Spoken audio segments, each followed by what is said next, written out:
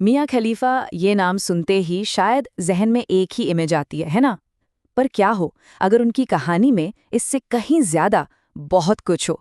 तो आज हम उनके इसी सफर को देखने वाले हैं कि कैसे एक कंट्रोवर्शियल फिगर आज एक बिजनेस ओनर और एक्टिविस्ट बन चुकी हैं। और ये है आज की मियाँ खलीफा, पेरिस फैशन वीक के रनवे पर पूरे कॉन्फिडेंस के साथ वॉक करती हुई एक फैशन आइकन। पर सवाल वही है, ये इतना बड़ा बदलाव आखिर हुआ कैसे? लेकिन बात सिर्फ मॉडलिंग तक ही नहीं रुकी। वो अपनी खुद की ज्वेलरी लाइन शैतान की फाउंडर भी हैं। और ये एक ऐसा ब्रांड है जिसे उन्होंने पूरी तरह से अपनी शर्तों पर खड़ा किया है। और पता है, ये उनकी कहानी का एक बहुत ही जरूरी हिस्सा भी है। तो मतलब अपने शुरुआती दिनों से उन्होंने एक बहुत लंबा सफर तय किया है, एक ऐसा करियर बनाया है जो कई अलग अलग फील्ड्स में फैला हुआ है। आप देखिए, फैशन, स्पोर्ट्स कमेंट्री और तो और सोशल एक्टिविज्म भी। पर वो यहाँ तक पहुंची कैसे? देखिए, आज की कहानी को समझने के लिए हमें थोड़ा पीछे जाना होगा, उनकी यात्रा की शुरुआत में। एक ऐसा सफर जो चला तो सिर्फ 3 महीने, लेकिन उसने उनकी जिंदगी को हमेशा हमेशा के लिए बदल कर रख दिया। तो ये कहानी शुरू हुई थी और बिजली की रफ्तार से पूरी दुनिया में फैल गई। करियर था सिर्फ 3 महीने का, लेकिन इसका असर उनकी पूरी जिंदगी पर पड़ने वाला था। ये टाइमलाइन देखिए, साफ पता चलता है कि उनकी जिंदगी कितनी कितनी तेजी से बदली।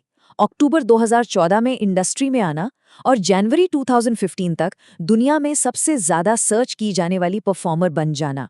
सोचिए, ये सब 90 दिनों से भी कम में हुआ। और वजह थी वो एक कंट्रोवर्शियल सीन, जिसने एक तरह का स्ट्रेस एंड इफेक्ट पैदा कर दिया। मतलब जितना ज्यादा लोग उन्हें रोकने की या कहीं की सेंसर करने की कोशिश कर रहे थे, वो उतनी ही ज्यादा फेमस होती जा रही थी। लेकिन शोहरत का मतलब हमेशा पैसा नहीं होता। इंडस्ट्री के सबसे जाने माने चेहरों में से एक होने के बावजूद उनका कहना है कि उन्हें कुल मिलाकर सिर्फ $12,000 मिले। सोचिए, ये उस प्रॉफिट के आगे कुछ भी नहीं था जो उन्होंने कंपनियों को कमा कर दिया। पर इस शोहरत की कीमत सिर्फ पैसों में नहीं थी, इसकी एक पर्सनल कीमत भी थी, और वो कहीं कहीं ज्यादा बड़ी थी। जब उस कंट्रोवर्शियल सीन को शूट करने के लिए कहा गया तो उन्होंने अपनी चिंता जाहिर की, लेकिन उनकी बात को नज़रअंदाज कर दिया गया। ये शायद वो पल था जब उन्हें एहसास हुआ कि उनकी अपनी कहानी पर उनका कोई कंट्रोल नहीं है। और देखिए, ये खतरा सिर्फ ऑनलाइन धमकियों तक ही सीमित नहीं था, ये असली दुनिया में भी आ चुका था। हालत ये हो गई थी कि उन्हें अपनी जान बचाने के लिए छिपना पड़ा। इसका असर उनकी जिंदगी के हर हिस्से पर पड़ा। परिवार ने पब्लिकली उनसे रिश्ता तोड़ दिया और पीछे रह गई एक ऐसी डिजिटल पहचान जिस पर उनका कोई कंट्रोल नहीं था। एक ऐसी पहचान जो आज भी उनका पीछा नहीं छोड़ती। ये एक लाइन उनके अनुभव की जो साइकोलॉजिकल कीमत थी उसे बयां करती है। ये सिर्फ एक जॉब नहीं थी, ये एक ऐसा एक्सपीरियंस था जिसने उन्हें अंदर तक हमेशा के लिए बदल दिया। तो सवाल ये उठता है कि कोई इतने पब्लिक और इतने दर्दनाक अतीत से आगे कैसे बढ़ता है? खलीफा के लिए जवाब था एक स्ट्रेटेजिक मूव, एक ऐसा मूव जो उन्हें एक बिल्कुल ही नई दुनिया में ले गया। उन्होंने स्पोर्ट्स की दुनिया में अपनी एक नई पहचान बनानी शुरू की। और ये सिर्फ एक करियर चेंज नहीं था, ये अपनी कहानी को, अपने नैरेटिव को वापस अपने हाथ में लेने की एक कोशिश थी। और ये एक बहुत ही क्रिटिकल स्टेप था। इसने उन्हें एक नए ऑडियंस से जुड़ने का मौका दिया, एक ऐसी ऑडियंस जो उन्हें उनके स्पोर्ट्स नॉलेज के लिए जानती थी, उनके पास्ट के लिए नहीं।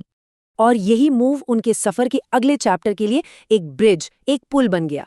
अब बारी थी अपनी कहानी पर पूरा कंट्रोल पाने की और उसे अपनी शर्तों पर दुनिया के सामने रखने की। तो उन्होंने अपना खुद का बिजनेस शुरू किया और नाम क्या रखा? शैतान। ये उन सारे ही लेबल्स को सीधा सीधा जवाब था जो लोग उन्हें देते आए थे। शैतान मतलब शैतान के लिए अरबी शब्द। तो लोगों ने जो नाम दिए उनसे भागने के बजाय उन्होंने उसे अपना लिया, उसे एक ब्रांड में बदल दिया जो सेल्फ एक्सप्रेशन को, अपनी पहचान को अपनाने को सेलिब्रेट करता है। आज वो अपने प्लेटफॉर्म का इस्तेमाल सिर्फ अपने बिजनेस के लिए नहीं करती, बल्कि उन मुद्दों पर भी बात करती हैं जो उनके लिए मैटर करते हैं, जैसे बेरूत ब्लास्ट के विक्टिम्स के लिए फंड्स जुटाना या एडल्ट फिल्म इंडस्ट्री में होने वाले एक्सप्लॉयटेशन के खिलाफ आवाज उठाना। तो कह सकते हैं कि उन्होंने अपनी बदनामी को अपने असर में बदल दिया है।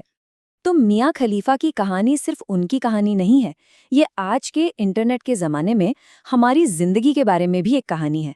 ये कहानी हमें आइडेंटिटी, माफी और सेकंड चांस जैसी चीजों के बारे में सोचने पे मजबूर करती है कि क्या कोई सच में अपने अतीत से भाग सकता है या फिर उसे अपना लेना ही आगे बढ़ने का इकलौता रास्ता है।